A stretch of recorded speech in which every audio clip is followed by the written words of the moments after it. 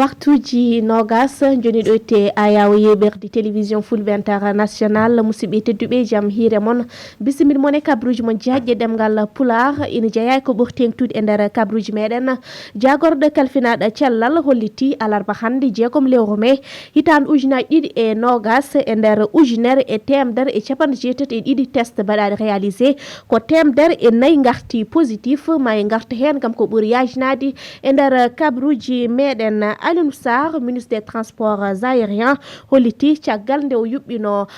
battu kanko hakkude makko e gollotoɓe toon to aéroport AIBD o holliti holɗe peeje e poti wadde gam wurnitude secteur transport woni ya garta kalko fayti e laaɗi diwoji ɗo e leydi Sénégal. Mouhamadou Moustapha Diagne mo ganduɗa kañum woni joguiɗo konngol jagorɗo kalfinaɗo jangdi leydi Sénégal holliti ma école ji guddit ñana ɗiɗi lewru juin ma en kettomɓe e nder kabruji meɗen dawal men ɗimmal wonat ko émission men jaam hiiri ma en bismuɗo ɗaha ña e Siley Dia.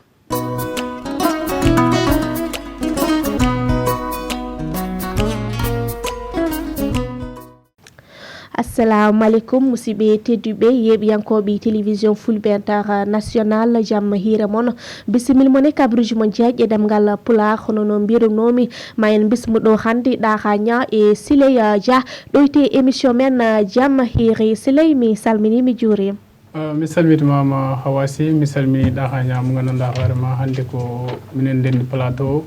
ko noon en calmini dennagal hettiyanko men walla ni mbiyen yeeɓiyanko men caggal yettude Allah tedduɗo towɗo eɗen jarno Mouhamadou mo ganduɗa hoorema woni ɓurnaɗo windere en jetti nene baba kono kadi en mbawi jidde sababu nde tawno halpitereɓe ene mbiya sababu ñamata yatta kono yiiɗa yejitede bandiraɓe toɓe goni eɗo gonire ɓe ñaganama korko jaam kadi ɓe calminama ɓe juurama. Ɗaha salminima. Hawa mi salmitima mi salmini yeɓiyankoɓe télé fulɓe kala to ɓe mbawi wonde duuɓe baba Adama. Allah jarama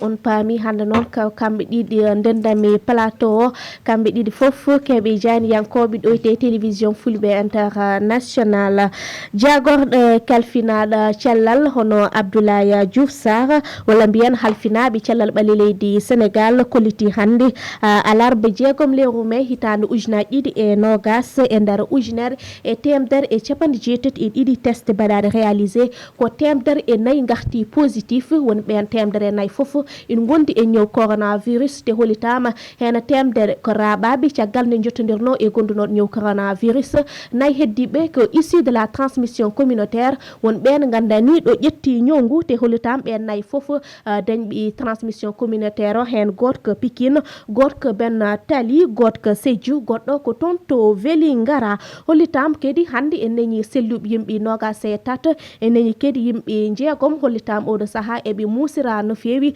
eɓen tonto service de réanimation mbo hôpital Fann e hôpital principal mbo Dakar wadde hande ene mbawi wiide leydi Sénégal nen yaare e ujunere e temennayyi e capantati e tati wonduɓe e ñaw coronavirus hen temennayyi e capanɗe jeenayyi e tati celli en dañi mayɓe sappo e ɗiɗi goto mbaɗaɗe évacué e temeɗe jeenayyi e nogas e jeeɗiɗi wonɓe e sous traitement walla mbiyen ɓeɗon eɓen cafre no fewi ha joni kamɓe halfinaɓe cellal ɓaali leydi Sénégal eɓe mbaɗa e rang e rendo ngo nde kormoto pellit ƴettaɗe beele kay mbawen folde ñaw coronavirus ɗo e leydi Sénégal wadde alano mbatten sana naten e toɓɓere hande nde woni situation du jour en jii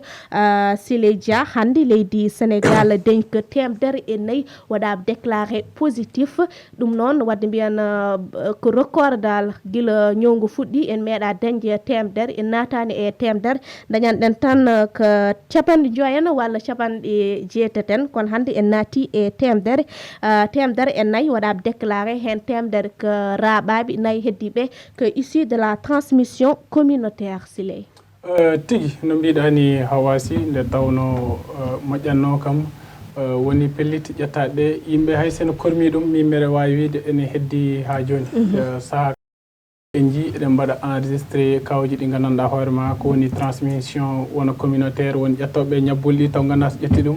walla ni kadi dañoɓe kawji ɗi ɗon taw ke contact e eɗen mbawi noon sen tumnima hande leydi ndi eɗen mbawi wiide nokkuji ɗi walla ni mbiyen guure kewɗe hande dañe oɗon cas hayso ko hayso tawi yimɓe comme no mbirumni nani en mbaɗi respecté pellitte ƴettaɗe ɗe sikki ala hankkadi kam eɗen mbawi wiide ɓesguji ɗi goni kay kule ɗum addani laamu ngu wadde ko mbiyata ko état d'urgence walla ni kadi couvre feu e gueɗe banno min kam je me pose la question à savoir que est ce que oɗon couvre feu baɗaɗo fewde joni wonko nafi moƴƴano sara waɗa hunde gam falade nguɗon ñaw tawar daña hen réalisation ngaji pewɗi baɗɗi satisfaisant mais ha joni ko cikkuɗa couvre feu waɗama port obligatoire des masques waɗama woni go foof kalɗo wawi wonde yo ɓorna maximum ha joni enen jii nombre o limgo nen tana lay comme no mbirɗa ni pellitte ƴettama masque aji gaddama yimɓe mbiyami yo keddo galleji mumen e gueɗe bannonere jeereji ko udda jumaji e gueɗe bannone mais min kam ha joni mi yani résultat mo gandanɗa hoorema ina taga ɗum ɗon ko waɗa ko waɗi des résultats hayso tawi eɗen daña vraiment selloɓe e gueɗe bannonere ɗum ne aussi c'est à saluer mi salmini médecin ji men de passage mo gandanɗa hoorema guila ñawo ari fewde joni jomumen ɗanaki e donade aussi sen jumani en dañi kene 12 cas woni sappo e ɗiɗi mo gandanɗa hoorema mbasi pittali mumen taw kay ha joni kay nguɗon ñaw min mi wiyani oɗon couvre feu ala ko nafi walla ɗiɗon ko wiya ko yimɓe yo keddo galleji mumen walla ɓornade masque o ala ko nafi état d'urgence o e gueɗe bannone mais min kam ha joni mi en mbaɗani noté résultat mo gandanɗa hoorema ene wawa wiide yimɓeɓe ɗum ɗo ko couvre feu saabi ɗum walla ɗum ɗo ko état d'urgence o saabi ɗum walla ɗum ɗo ko yimɓe mbiya ko yo ɓorno masque ji mumen saabi ɗum nde tawno saaha kala eɗen mbawi wiide semaine no woruno eɗen mbawi wiide saaha kala ene waɗa hen kawuji ne waɗa kawuji mais kam hande kam Sénégal ko waɗi battre record nde tawno 100 kam en meeɗa ɗum hewde dañde hewnode dañde tan ko wiye capanɗe en walla sappo en mais kam temedere en meeɗa ɗum dañde hande en dañi kene tonno e temedere e nayyi taw ko wonduɓe e nguɗon ñaw sikki ala kadi hayso tawi en dañi yimɓe ɓe gandanɗa hoorema celle ne celle oɗon rafi o mataw ha joni eɗen jetta docteur men mais sikki ala ha joni ɗiɗon couvrage fo walla ɗiɗon port de masque e gueɗe bannonere ha joni yimɓe min kam nandano garani kam mbiɗen joddiɗo e opposant ne wawi wadde hen contribution makko mais min kam mbiɗa wawi ɗiɗon couvre aji fo walla gueɗe bannonere ha joni en cowa en dañde résultat mo gandanɗa hoorema ene wawi bon sikki ala noon Allah ko moƴƴo mataw en gacci kadi ha joni e juuɗe Allah mbe andi ɗa ha woɗonen heppo heɓat konngol ɗa garten e battre hande Sénégal waɗi battre record natti e temedere eɗen gandi guila ñowngu fuɗɗi ɗum soir o dañede te kadi ko hesɗi kadi woni basɗo fittani mum hollitama ko duuɓi 37 guila ñowngu fuɗɗi ha joni suka meeɗa hen mayde d'accord Hawa mi salminima Siley mi salminima au fait il faut e ɗum noon il faut tan yimɓe ganda hankkadi l'heure est grave c'est à dire a haali haala recours uji manam yettade ten meeɗa yettade a haali haala 100 et quelques cas 104 cas c'est grave et surtout on parlait de eɗen mbiyanno mi haali ɗum no jour wore plateau wonde ñaw o ɓuuri warde ko warata ko mawɓe kono omo wara suha c'est que ça fait plus de 3 semaines ko kalmi ɗum a waɗi ka jiyo non c'est pas comme jiyo wona yana rien wona haydara fitirani yiide mais tan ko wadde wiide yimɓe yo gandu imagine sa wi ñaw o ɓuurata warde ko mawɓe les suhaɓe ɓe mbaɗat négligent ɓe mbaɗat négligent c'est grave 37 ans ko suha hasini kanko heccima ko suha par rapport e tranche d'âge o gueɗel gonguel woni Hawa j'ai entendu Siley o haali gonga wonde peut-être en jiyani bon walla kanko o yiyani ko wiyete résultat mais min jimmi wiidema tan ko il faut mbatten haqqille ko ça aurait pu être plus grave ene wawno ɓurde ɗo somi yimi ene wawno ɓurde wonde les mesures de couvre-feu mboɗo jogui cousin am goto biyo mara virus o ko jammata no yaara wona question ko jammata no yaara gonɗen koye Sénégal eɗen gandi très bien ce qui se passe actuellement au Sénégal eɗen gandi holno gurden habitude mo joguiɗen wurde jamma hay goto Sénégal yimɓe jooɗay won waɗoɓe di n'importe quoi won waɗoɓe des manifestations genre de rencontre aji kewɗi yo saha couvre-feu non je parle de à la coutume kalami quoi taw wona saha couvre-feu joni noon ɗum yidde widema tan ko couvre-feu hay sinno Siley nana wi o ala résultat concret peut-être résultat concret woni holɗum yiide kawuji ene gusso peut-être ko ɗum ɗon neɗɗo wiya résultat concret mais il faut ganda hoorema résultat o hay sinno o fayani directement kawji gusso won kawji ɗi o haɗi wonde hande so wonano les mesures prises par l'autorité sanitaire. Par exemple woni port obligatoire,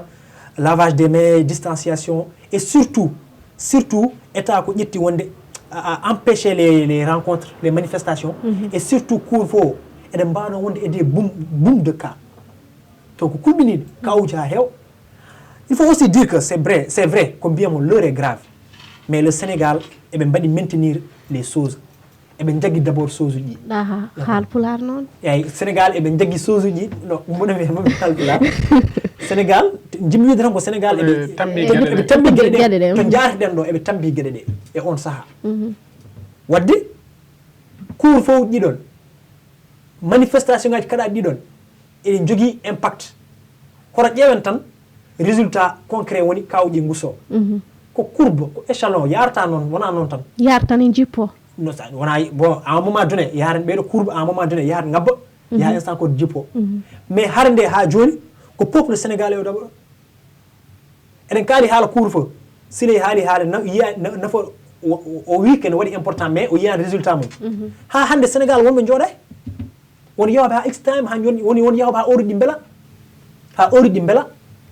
sa ƴeewi ko bien kaalen gonga bon les forces de l'ordre ɓe nanɗo ɓe nan mbaɗa liggey mabɓe mais needi ndi koye galleji ɗi needi ndi koye les chefs de quartier d'abord koye babiraɓe e nder galleji ɗi hande hol tan guiƴe men walla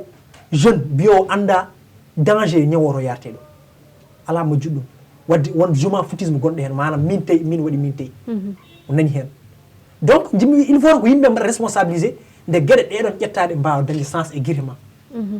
ɗaha ina wayni awa horma ƴettude ɗum ɗo mi wasma wadde contredit seeɗa par ce que eɗen mbawi wiide hande hayso tawi won waɗɓe respecté wonde oɗon maladie ene woodi wonɓe gandanɗa hoorema ha joni nanguirani ñaw ngu au sérieux won sikkoɓe ha joni covid 19 o ko caahan woni ɗo neta bon yimɓe goni tan ke jour philosophie yimɓe ñawo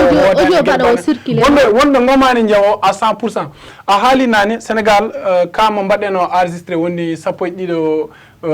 cankiɗo oɗon ko jeune ko 34 ans hewno waɗede noté tan affaire o ko 78 ans ko dañƴo 60 ans e gueɗe ba noon ere kewɗen tan tournade ke yimɓe mawɓe oɗon ñaw waɗata attaqué e gueɗe ba noon ɗum o haali quelque chose très important wonde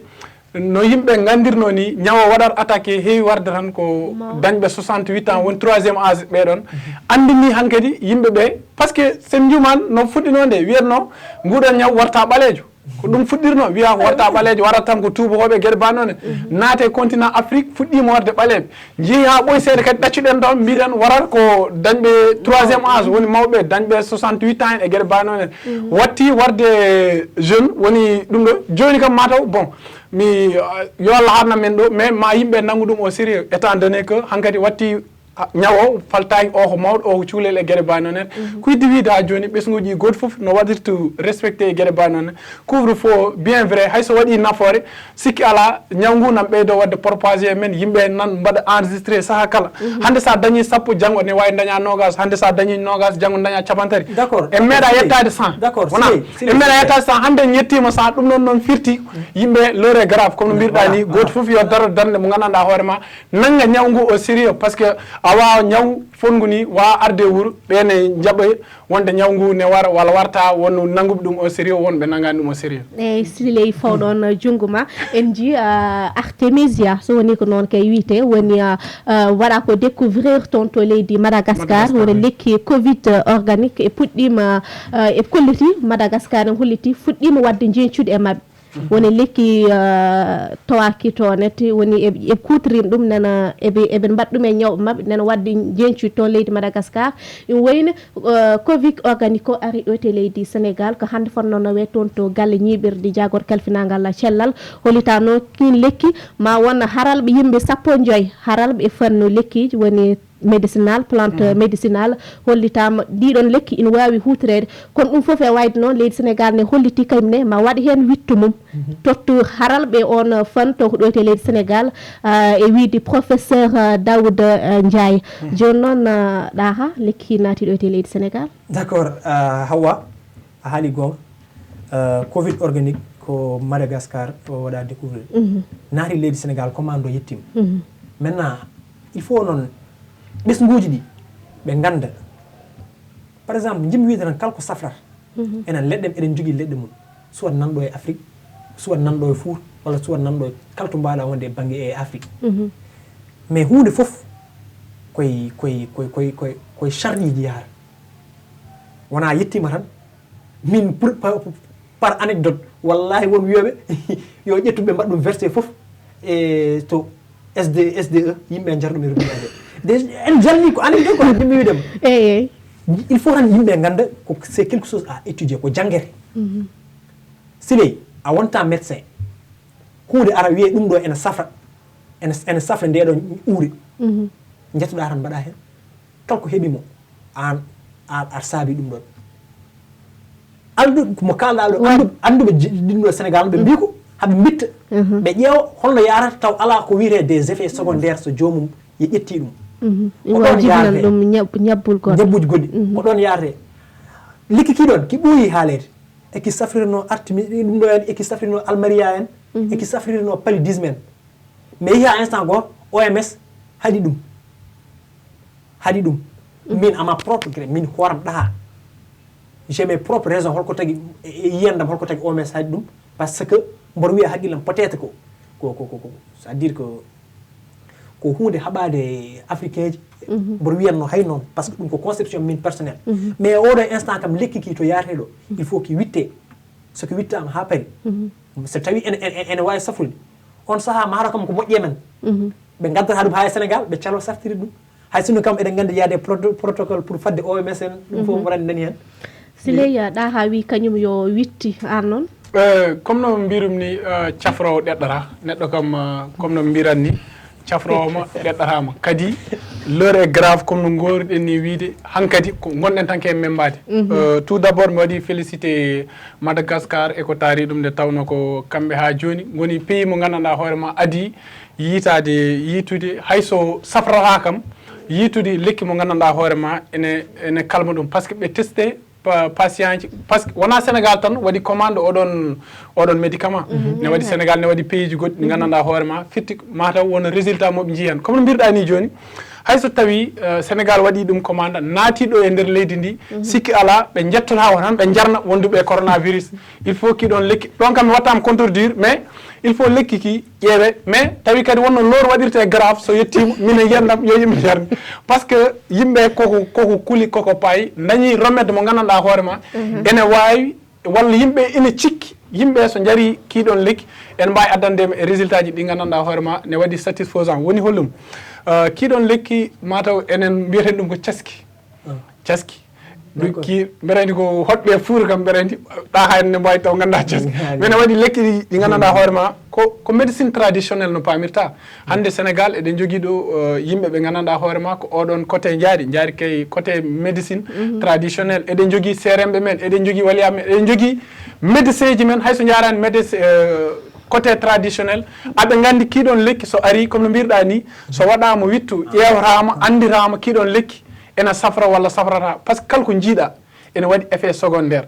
neɗɗo sa wiyama hoorema muusi automatiquement neɗɗo dogan paracétamol walla gueɗe ba noon jara tawa anda oɗon paracétamol mo ƴettuɗa jarɗa mbata ene jangge jaam ne wawi addandema effet secondaire addama ñabbu goɗɗo mo gandanɗa hoorema yowitaki e hoorema ko musata ko taw an sa jooɗima a calculi wonde nguɗo ñaw peut être ƴettumi ɗum kono ƴettunomi nde oye médicament e gueɗe ba noon oɗon médicament waɗama wittu toon to Madagascar ƴewama testama waɗama réalisé foof ɓe dañi hen résultat ji mais nak sikki ala hayso naatiɗo e leydi men Sénégal comme no ɗa ha wirni ne wawi ƴewritede kadi waɗe wittu oɗon saaha wawa tottede patient ji ɗi ni an joni mbiɗa ko l'heure est grave jarani kene waɗe wittu non mbimi l'heure est grave jarani kene waɗe wittu wonde que hayso tawi kiɗon lekki mbimi ko lekki hi narata tan totte yimɓe yo jar il faut ki ƴewrete mais noon kadi wonso tolnoɗen won so tolnede wono mbaɗiri tan enregistré ɗiɗon kawji kadi soɗi jettima tan silay hunde yarani noon en wona des spécialistes en médecine ou bien je sais pas comment le jargon mabɓe o mais eɗen gandi très bien ça ne marche pas comme ça gonga eɗen jogui je ne suis mi wonani ɗo mboɗo waɗa dénigré médecin men traditionnel non non jimmi wiide tan ko processus guila départ wonɓe ganduɗa hoorema ko kamɓe gardina oɗo pandémie aɗa andi ko hulɓini e ñawe mboɗo saha goto mboɗo jooɗo mboɗo wiya mi yeehin ha mbimi ɓe tampinat yimɓe hande ƴette masque aji ñawo o memata ko pumoji janggo ko ce sont ko ñawo dewowo e venuji maintenant nak ko yaade ha andude wona mere wiya nouveau coronavirus ko wasde andande complètement ɓe goni koye recherche aji janggude ɗum ça veut dire que enen ken ƴettuɓe anduɓe men eko faare ɗum ɗon tuttuɗen ɗumen yo gardo nde ɗo haare no président wini gonɗen koye guerre ce sont des lieutenants ganduɗa hoorema andanɓe ɗum powɗen yeeso ɓen noon il faut koye mabɓe tumorɗen wonde hay sino loori e grave mais ko mbiɗani a ɗeɗɗata ñawɗo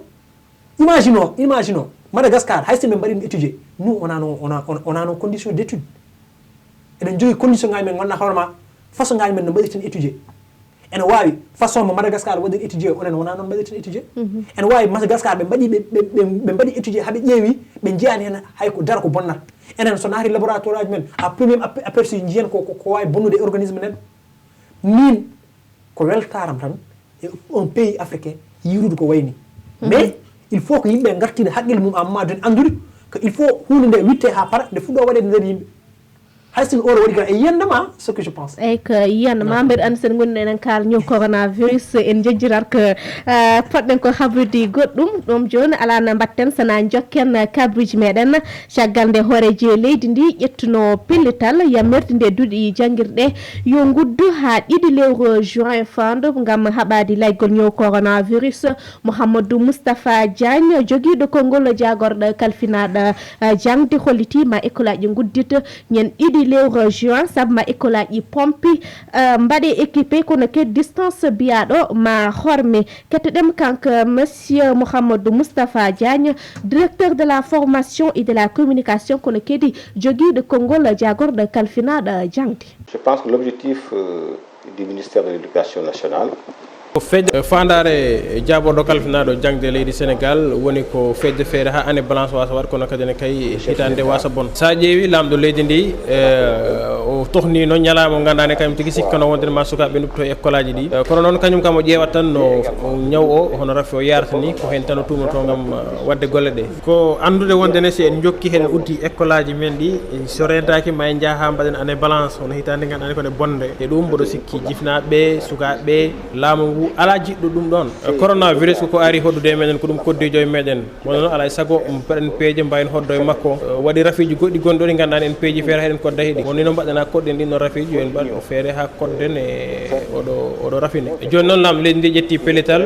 heɗen dupto école aji ɗi balɗe ɗiɗi e lewru juin oɗo sani en gandi no maladie o hono oɗo boros nombo yahti nombo warate transmettre hakkude yimɓeɓe ɗum noon saabi école o mamo ƴettu peeje mum foof gam tan rentade ɗo rafi coronavirus no gam renta ɗum ɗon noon ma en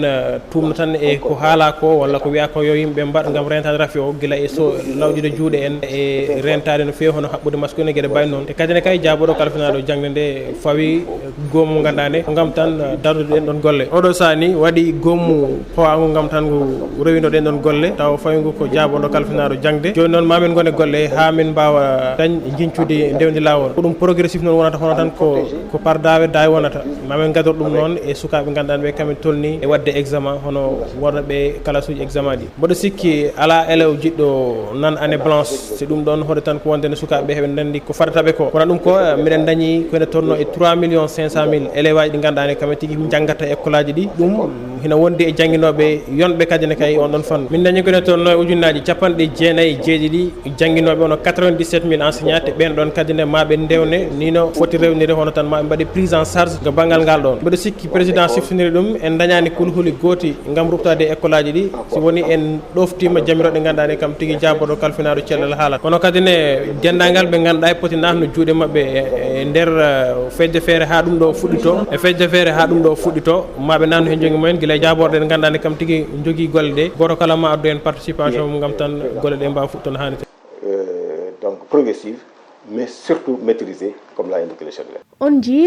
siley élément jowtuɗo joni joni woni Mouhamadou Moustapha Diagne mo ganduɗa kañum jogui konngol jagorɗo kalfinaɗo jangde holliti ñande ɗiɗi lewru juin jangde nde ma fuɗɗu saabu ɓe ƴetti pellit mabɓe ma école aji pompe haɗa oɗon date yettadi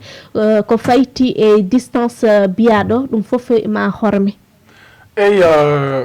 tout d' abord ko ɓe beltanama nde tawno ɗum wona hunde wemde oɗo saaha mo gonɗen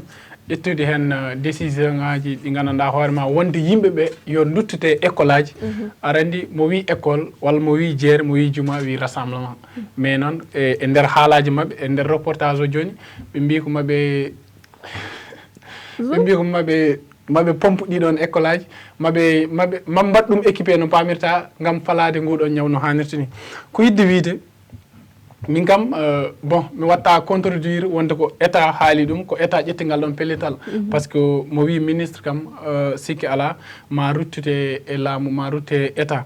wonde noon yimɓeɓe yo duttire nder ɗiɗon école aji par ce que saaha arino ko état wino yo ɗiɗon école aji uddi woni université woni école aji goɗɗi ɗi fof privé ji ɗi e gueɗe ba noon kamɓe mbino yo ɗiɗon école aji uddi wonde yo bandiraɓe ndento kala ko yowiti e rassemblement e gueɗe ba noon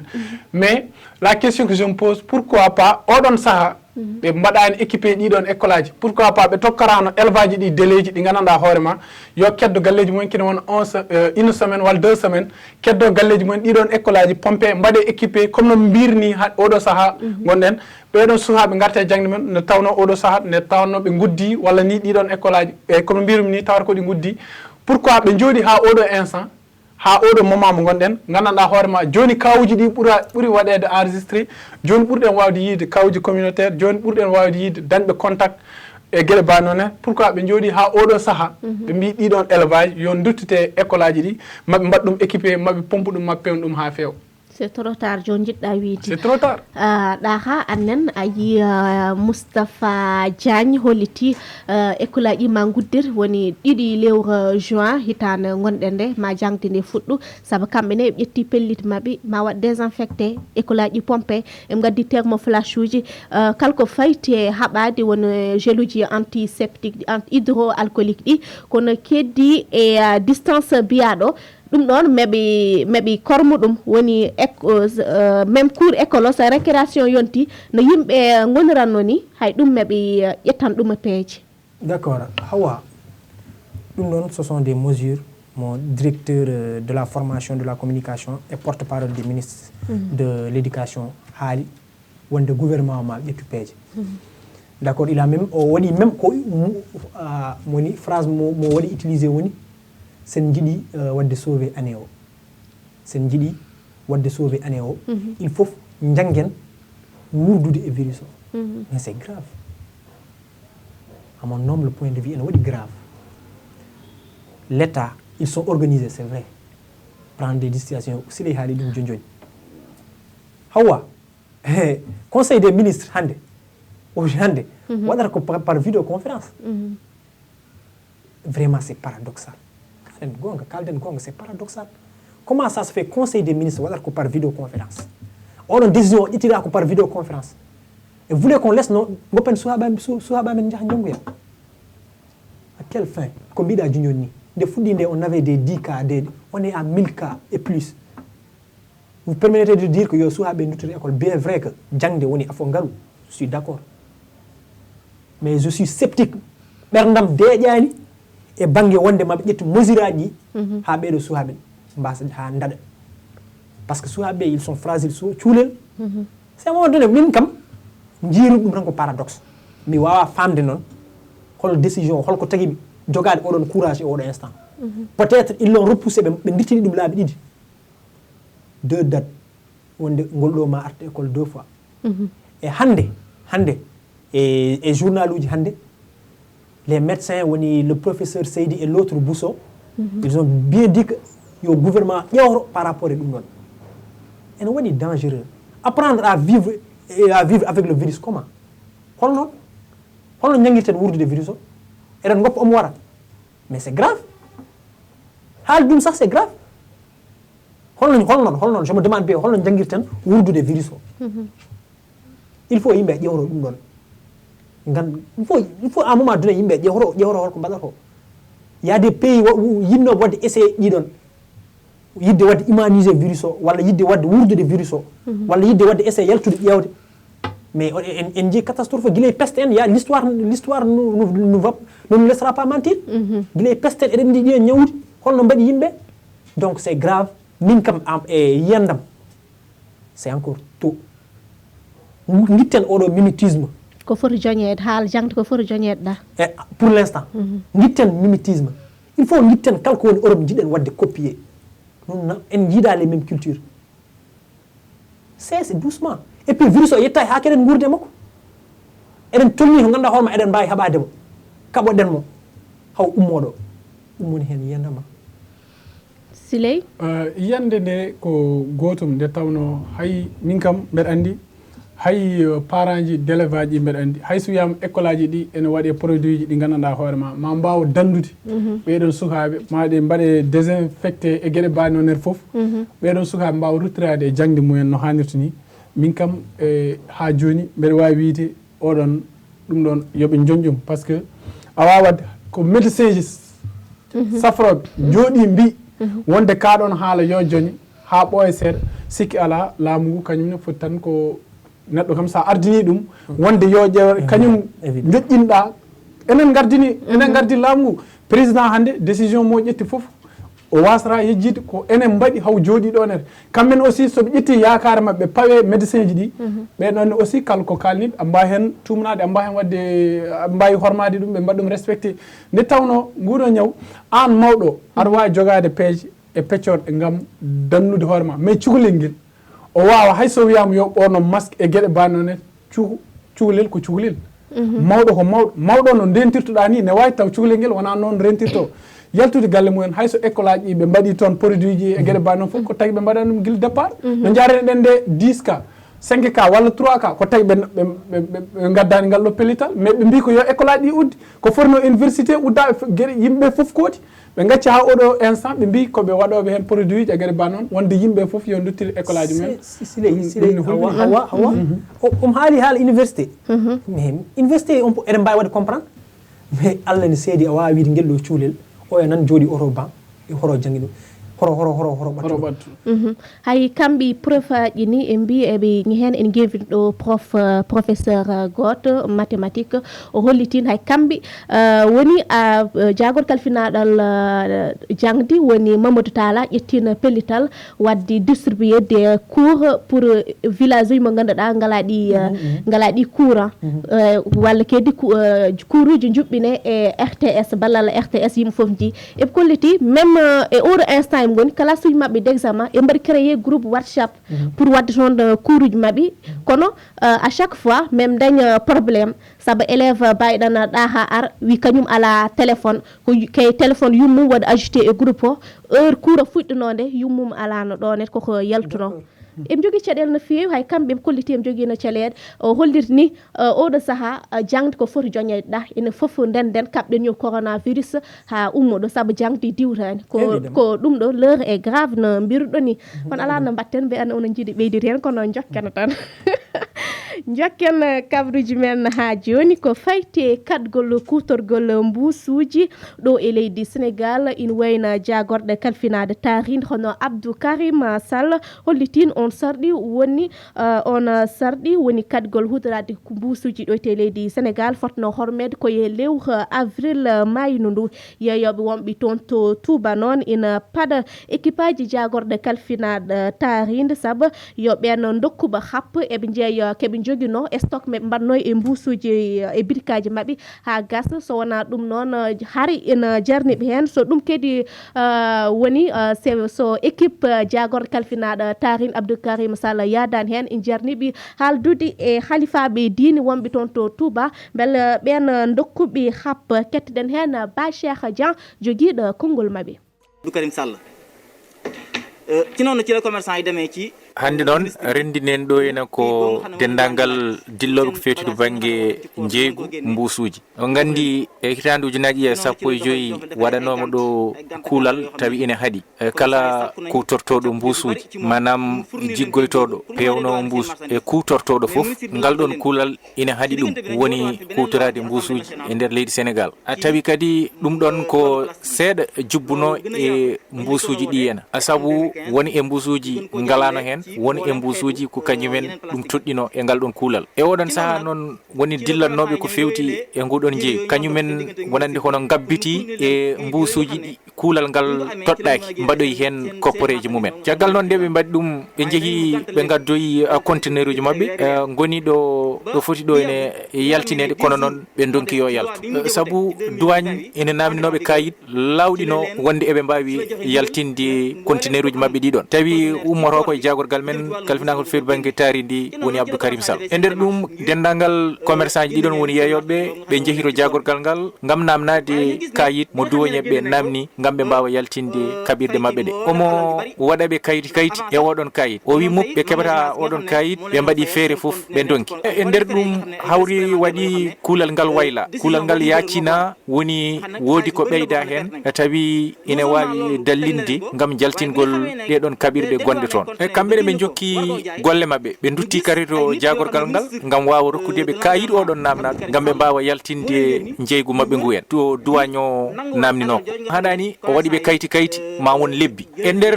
ndeɗo hitande ujunaji 2020 nde kuulal ngal ɗo lawɗina wonande hono kesam hesamago adda hen o wi wonande kala joguinoɗo toon conteneur ene wawi yaltinde conteneur muɗum koye ɗum dendagal yeeyoɓe kañumen hankkadi goni e wadde feere foof noon en jaltinira dendagal ko wonanno ɗumen toon to porto ɓe mbaɗi hen koppareje mabɓe kewɗe kalis mabɓe kewɗo ɓe mbaɗi hen ko adi ɗum ni e tawi kaɓirɗe mabɓe gonɗe toon ɗe to banggue moftal to koppareje kewɗe ɓe jooɓi ɗum ko wiyete ko magasinage ɗum ɗon foof ene wayno ɓe perti ɗum yaari noon kono haɗani kadi ɓe mbaɗi koppareje mabɓe kewɗe gam wawde yaltinde hono marchandise mabɓe oɗon ɗum ɗon foof e waadi noon ɓe jaltini hono marchandise mabɓe ɓe jooɓi kalis kewɗo yeehi ha yettima wonande hono nokkuji mabɓe kono ɓe jii yimɓe tawi ko jagorgal ngal Abdou Karim Sall yimɓe muɗum ine naati e nder nokkuji mabɓe ine nanga kono oɗon marchandise ɗum noon ene wayno min jiiri ɗum ko heptude ko leptude commerçant ji ɗi en te kadi ɗum fotani wonde ɗum jadaki ala ko haali noon e oɗo jamanu gonaɗo hande ɗo yimɓeɓe tolni ɗo en ko heptude ko hollude doole ko wadde ko weela ɗum noon berlo erango e président yo haalde makko so ɗum ala mamin jettin ɗum khalife général o haala hen min mbiya président kadi kono doole ɗe o jogui ɗe mbawka ka o jogui ka yo haalde makko e kaɗo gonka ka woni ko heptude ko hollode doldolaw te kadi ko kanko président ko kanko tan wawi reftinde ɗum lawol ko kanko tan wawi ɗum safrude yakatan mom moy jiitu rew mi te mom rek lañ ko mëna wax ngir mu safara loolu on jii ɗaha élément jowtuɗo joni woni yeeyoɓe mbusuji wonɓe toon to Touba eɓi kolliti hunke mbatno stocké e birikaji mabɓe mbusuji yo jagorɗo ɗo kadi rokkuɓe happo goɗɗo saabu en jiino jagor kalfinaɗo taarino won Abdou Karim Sall hollitino loi o ma hormi e mois d' avril oɗo fonno hormede won jeeygol hutorade mbus natti yeeɗoyte leydi Sénégal senen kutorɗen gueɗe goɗɗi ko kamɓe wonɓe toon to Touba eɓi kolliti ke warɓe stocké e nder birkaji mabɓe mbusuji kewɗi yo on kadi rokkuɓe happo goɗɗo so ɗum wonani noon en jarniɓe haaɓere hen walla en jaaha toyte halifaɓe diine wonɓe toon to Touba. Oui, bon il faut tan ganden hawa ɗum woni ko kalanɗen jonjuni par rapport e ñawo l' état ça veut dire que neɗɗo sa ardinama il faut o jogo courage ƴettu décision ngaji makko minen eko lirmi ha ko lirmi e faade oɗon ɗum ɗo ha Touba yewoɓe Touba kamɓe apparemment eko lirmi ha ɓe mbi ko Abdou Karim Sall hokkinoɓe droit yoɓe jaa ɓe mbaɗoya dédouané produit ji mabɓe ɗiɗon ɓe mbaɗoye dédouané produit mabɓe mbuusi ɗiɗon 10 jours après o waɗi envoyé o nulli toon équipe yo wat saisir welani ha welani so tawi ko gonga welani ha welani kono yonnani haqqille yoɗani haqqille deñnani haqqille sine a wawi wiide mi yaa port conteneur uji am buusuji ngari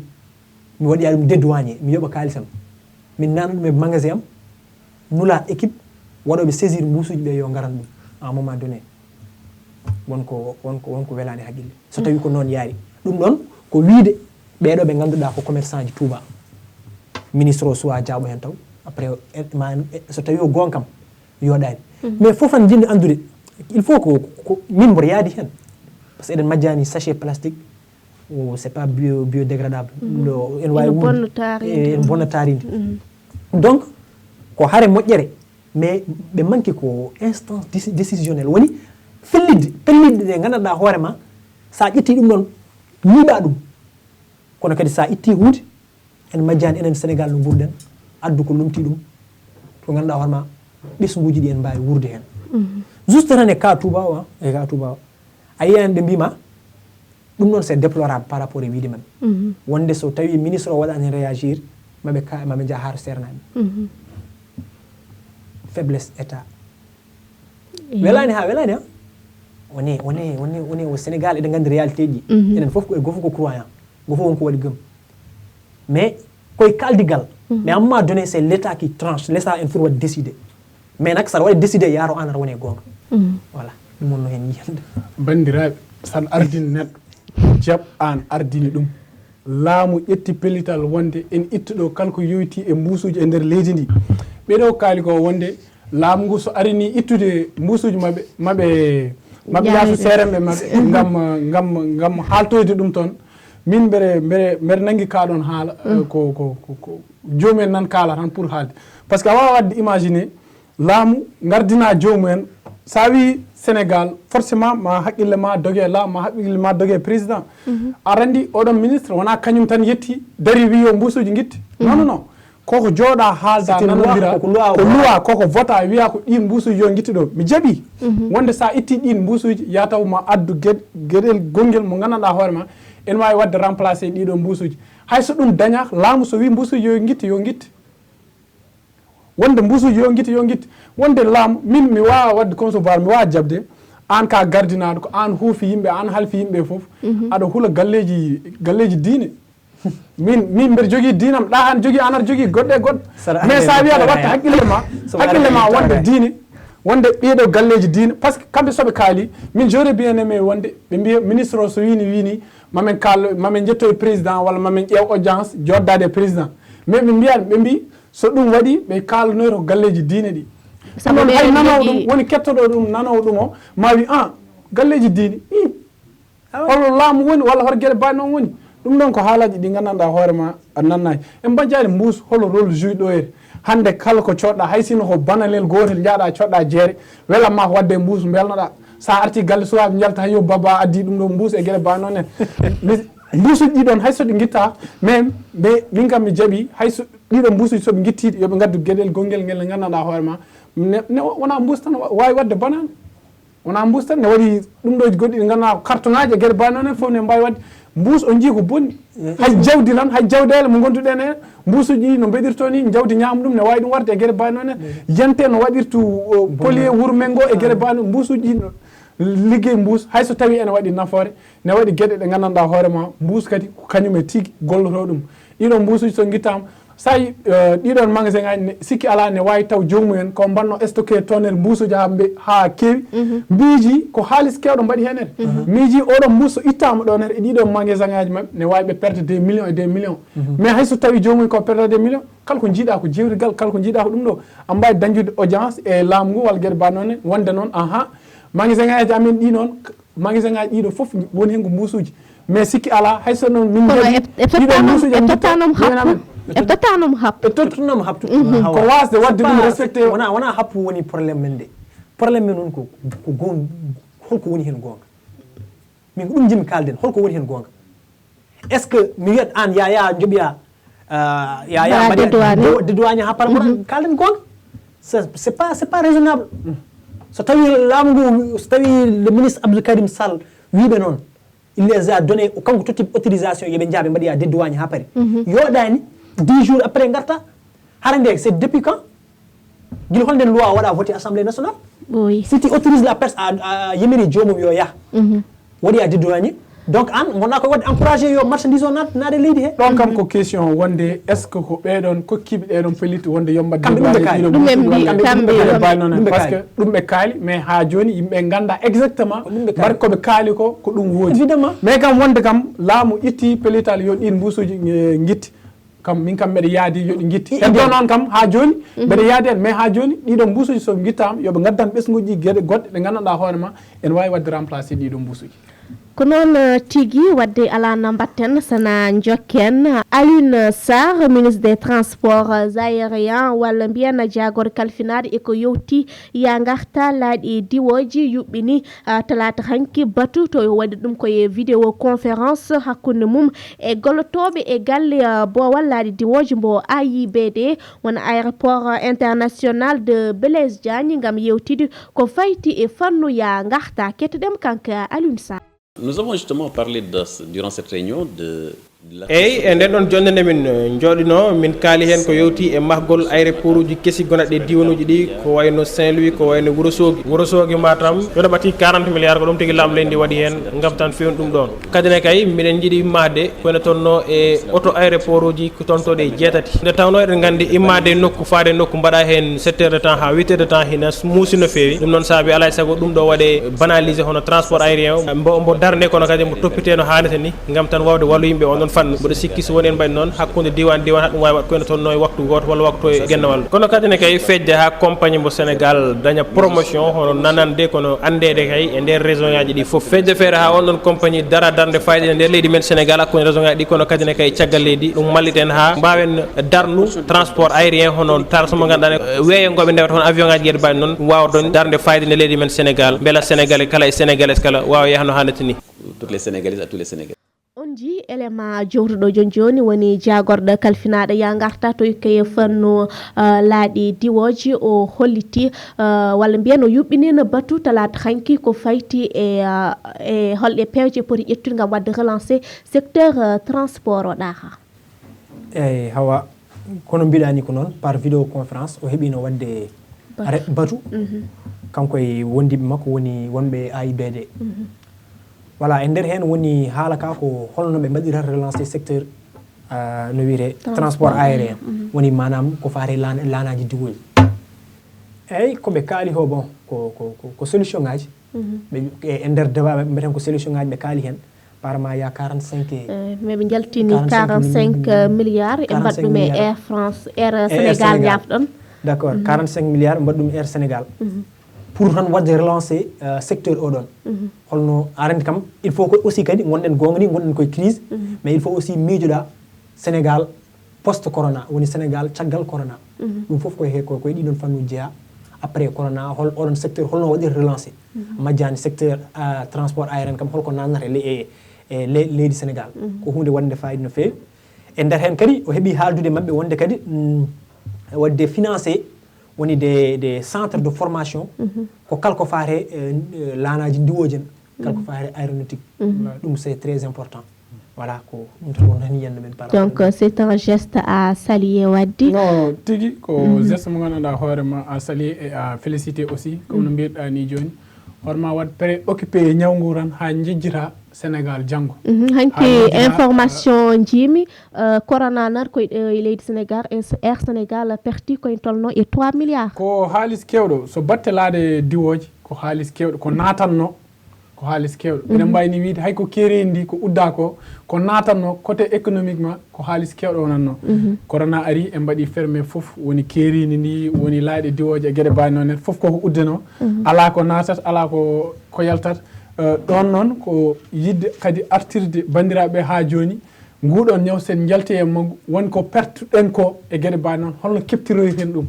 ɗum taguen wiide oɗo geste mo mbaɗi vraiment c'est à saluer et c'est à féliciter aussi ɗum noon ko yidde wiide tan ha joni ñawo bien vrai hay sen waɗi men impacté yimɓe kuuli paayi sikki ala kadi en potani ɗaccude activité ji men foof wonde un jour ñawngu so ummima ɗoyete min dañ probléme heɓtoyde ɗum par ce que toon haalisaji kewɗi hande joni foof ko uddi ko natata ko haydara ala ko natta firti joni foof ko ɗo tan wuura fof haalis mo ñamateɗo jarateɗo ko yahata ko tottere ko secteur aji goɗɗi hay ko ɗum ɗo ko kalis guittaɗo ene totta soda nguura ngam wadde distribué yimɓeɓe e gueɗe ba noon o jii fof dal kala ko yaltata fof itti ɗum kay ko laamu ngu itti ɗum ko kañum waɗa dépensé firti joni ala enen ko natat fof kay enen tigui jaltinanto ɗum e koye men ɗum noon firti geste mo mbaɗi o c'est à saluer mais noon kam arti ha joni hol vraiment mesure aji moɓe ƴetti ha joni ngam tigui wawde yuɓɓinde ɗeɗon gueɗe no hannirta ni saabu ɗum mo wi laaƴi diwoji kam ko ka guittowomi banggue goɗɗo nanna kam ɗo e leydi ndi walla min komi guittowomo ɗo mi nannuma e leyɗele goɗɗe firti ha joni yooɓe ƴewto gueɗe ɗe bon mataw kam soɓe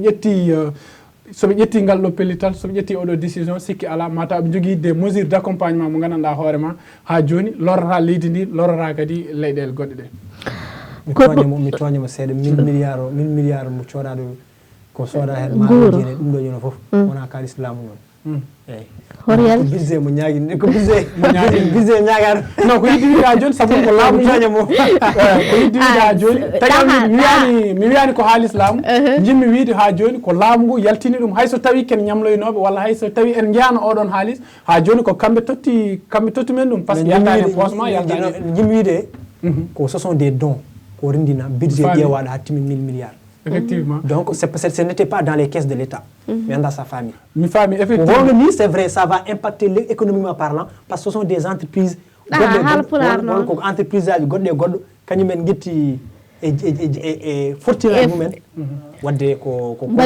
yiddi wiide ko laamu ngu hayso tawi wona kamɓe jalti ɗum e keesa makko ko ɗum ɗoji mabɓe cela veut dire ko kamɓe totti yimɓeɓe ko kamɓe bien vrai haysoɓe wona keesa mabɓe économiquement voilà kamɓe totti yimɓeɓe yo ngam mbawa wallitade ngam dillindema tan c'est vrai sile ane ɗa ko nandirta ɗo ha janggo wadde ala no mbatten sana jokken kabruji meɗen en ƴewat joni holko jaydeji piniri janganten ɗum ko Aboudio ko Fulbe Voyage International rokkata on o revue de presse téléphone 78 312 38 38 adresse rond-point Casbi centre commercial Seydina Limamou Laye Fulbe Voyage International caɗele mon ɗangal ngasi hayyo caforow kono daaɓow ɗum noon daaɓow yo habru ko ɗum adi ɗum ko joni ko an keɗimi holko hesɗi hande e nder majji hande gueɗe kewɗe ene tenti e nder jaydeji men holngel hen gueɗel gotel ngel ɓurda teskade so wona le personnel de santé frappé woto jorogol sumor keccol yatoɓe dardaki woto ƴeew ƴeew jaadi ɗumum jogara brano e wiide journal ay caggal no wonduɓe ay coronavirus ɓeydiɗo e nder leydi mum soko yimɓe 400 jogiiɓe ɗum tawi hen 4 koɓe hay goto anda to itti ɗum yo limori haɗanen ɗo kono noon ko ñew mbaɗngu sokku to safroɓe mum ko bilako koko wi ko holɗon e holɗon ombo woni dotuniɗo liggotoɓe tato ɓe suudu safrirdu ndu ndamatu kono toon to Mbour agent ji mum nawgas e ɗiɗi no joña toon kono toon to Medina Gounass ko gerdiɗo suudu mum safrirdu woni sababu ko ɓesgu mum joñagu wuro teddugo abgo malago ngo ngu journal Le Quotidien rutuni 34 e nder balɗe tati umbo serdar men noon e nder département mo Tamba gaga 34 sappo e ɗiɗi to Medina Gounass kono ko 53 e nder diwan o tawi hen jeetata ko umminɓe ɗumen caggal wuro no wondi e yimɓe 154 joñaɓe to mum ko bila ko wi noon ko Le Quotidien ko ɗo natti hen konguɗi docteur Oumar Sané médecin chef mbo district ko kolliɗo wondi won oljoɓe wiyoɓe wondi suudu safrirdu ndu Madina Gounass ndu ha hande yimɓe na naata ne jalta hono ɗo wi wona gongo naata yalta mum no usti e o saaha ko ɗon prélèvement ɗi mbaɗa ko ɗo journal o rutuni ɗay pellitide laamu ƴettuno soko uddudu jumaji mum ko gongo ko uddugol ngol o wi tawtaki to waktuji mum 5 to juma mum ko Allah ɓuuri kala ko wona Allah El Hadji Mamma Seydou Komba Allah rahmatullahi alayhi koliki min gonɗino o ceerno yiddi ceerno mum e almudinade ceerno mum wona gotum way kono muggi e pirli el haji ngori ko golle mum jokku Sénégal biidu soho doj jogiiɓi ɗum woni sababu vox populi jertindi ɗum ɗo e mayirɗi nduɗo lewru ndu gonden eɗen no jogori yettade yimɓe ujunnaji ɗiɗi ko ɗo nati hen kongude professeur Fortes toon to suudu safrirdu ndu dalal jamma kolliɗɗo wonde ko gonɗi ko gote men pop yo jaggu en wonde e nguɗo ñaw ɓuri wiide de almudu Seeko Tijjani wondota hen woto mbo haalni seeko ko seeko haalani kalko wiya o wi ƴeew sariya sena hawri ko kanko wi so hawrani wona kanko wi ñew ala mbo jombi maɗode taadi annabi o ñewino jokko arifu billahi en ɓe kaldatmi woni sababu observateur ruttunadi ɗum kulwuli ɗi on guerdiɗo ɓen jibnaɓe ɓen elweɓe jogui fewde e ngol ɗo uddidgol ñande ɗiɗi lewru juin ko gongo ko hunde ndo wi sirani woni sababu ko laamu ngo eri ndo waɗata feere ƴewto ñalngu ngu gornam gongo ko mangu mayde eno dogo cukalel no abbo e mum kono journal Les Échos ruttunimo nguy ɓesgu mum nguuru on to caggal leydi ɓe laamu mum hollitno kala duttude e nguɗo ñewd wona ken artuɗo ko gongo ko fattama a fadat ɗum woni sababu ko ɗanniyankoɓe mum ɓe collectif mumen tawteɗe e nder leyɗele capantati darɓe hujikinantoɓe no tawe e ɓen noon hono maître Assane Dioma Ndiaye waɗɓe saisir cour suprême do laamu ngu ruttito caggal omo woni ciftorɗo la buddu yimɓe paama cour suprême ko kañum waɗɗitine e dow balaɓe mum joguiɗo fodde namnade fodde mum tene jeeya e foddeji ɗeɓe kada aflade ñaamu mum to gendi babu mum so dañama kono neɗɗo to leeli foof ko yanadi mum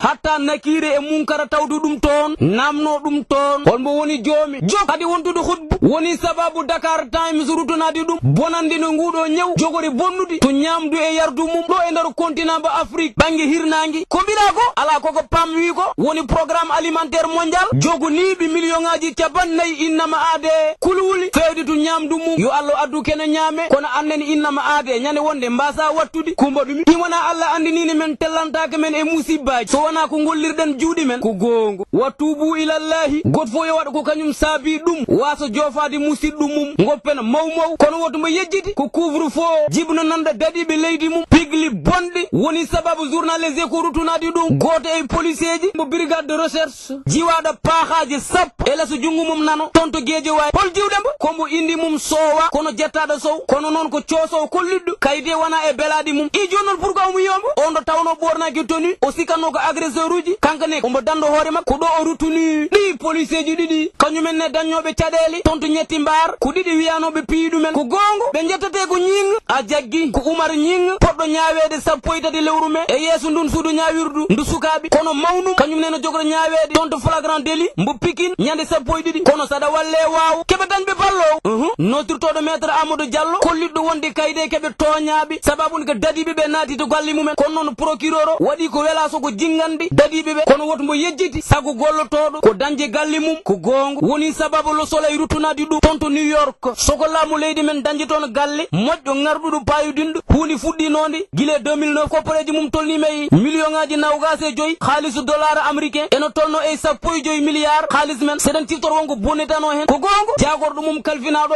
gueɗe caggal leydi notirtoɗo Amadou Ba ɗo wi guinol mum no rewi lawol ha no hannirtu ni Mariam Ndiaye mbeɗo siftoro e oɗo galle oye galle mbo ganduɗa ko gongo mbo yawmal qiyamati woni indi mum aduna ko tati goni to mum